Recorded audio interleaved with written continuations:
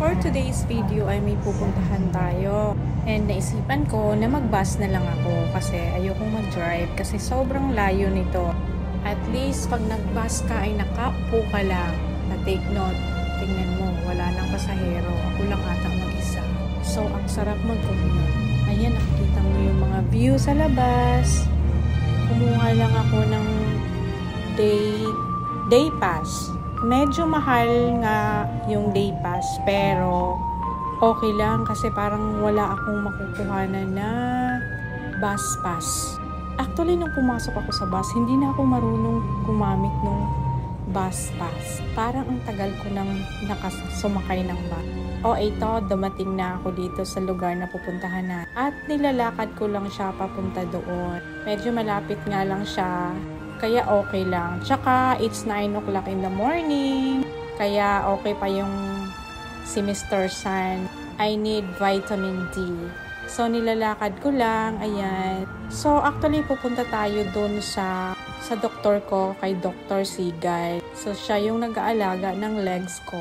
Kasi yung mga varicose ko ay, ayun, lumitaw na naman siya. Actually, hindi siya masyadong malala like before na sobrang dami. Talagang bulging yung mga varicose ko. Actually, mama ko is meron siyang varicose. So, siguro sa DNA na namin. DNA ba yun?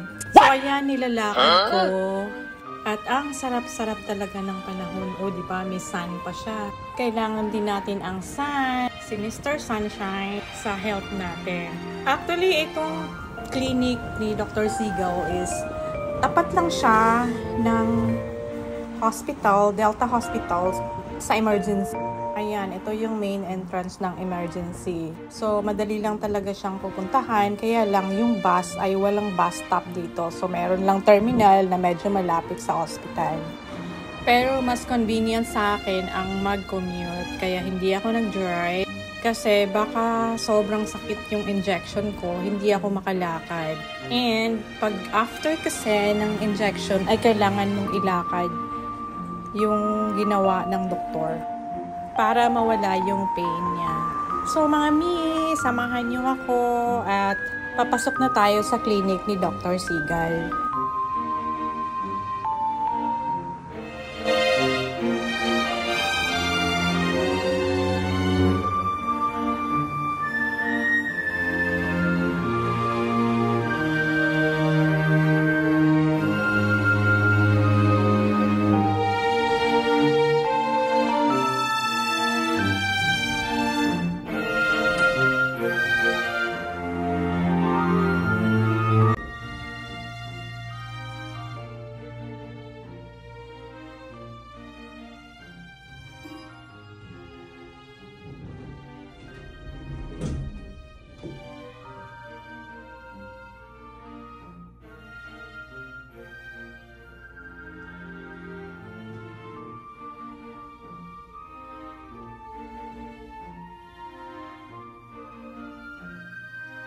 So, pagdating ko ay wala pa ata yung secretary. Medyo napaaga ata ako. Kaya, intay-intay muna.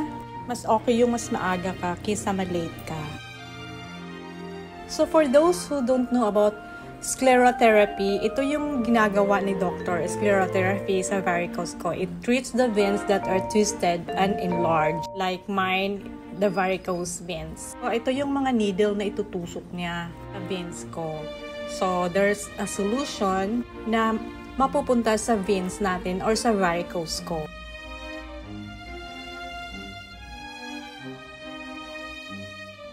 Meron din pala sila mga Botox Cosmetics. Ayan, so meron siya mga beautification, so hindi lang sa varicose. So, sclerotherapy involves using a needle to put a solution into the vein. The sclerotherapy causes the veins to scar. Medyo nag-i-scar siya. It usually works best on a small varicose veins. Kaya yung sa akin, medyo malaki na. Kaya every after 6 months, nandun ako. And thanks to Dr. Sigal at inaalagaan niya talaga ang legs ko. Thanks for watching!